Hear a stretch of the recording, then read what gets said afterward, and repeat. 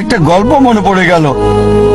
একসময় একজন ফেরেশতা এসে এক লোককে বলল, আমি তোমার উপর খুশি, তুমি যা চাইবে আমি তোমাকে তাই দেব, তবে একটা শর্ত, যা তুমি চাইবে আমি তোমাকে সব দেব, তবে তোমার প্রতিবেশীকে দেব তার দ্বিগুণ। লোকটা বলল, একটা রোলেক্স ঘড়ি আমার চাই। ফেরেশতা তাকে রোলেক্স ঘড়ি দিয়ে দিল।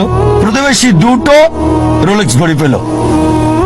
লোকটি বলল, একটা মার্সিডিজ গাড়ি আমার চাই। ফেরেশতা তাকে মার্সিডিজ গাড়ি দিল। প্রতিবেশীকে দুটো মার্সিডিজ দিল।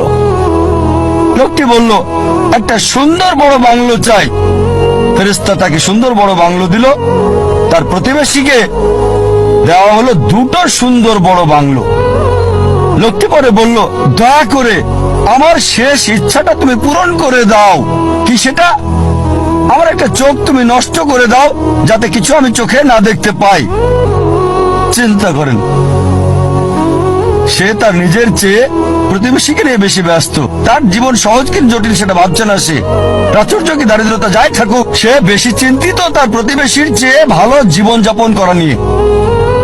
এ কারণেই সে ফেরেশতাকে বলল, আমার একটা চোখ নষ্ট করে দাও, যাতে প্রতিবেশীর দুটো চোখই নষ্ট হয়ে যায়।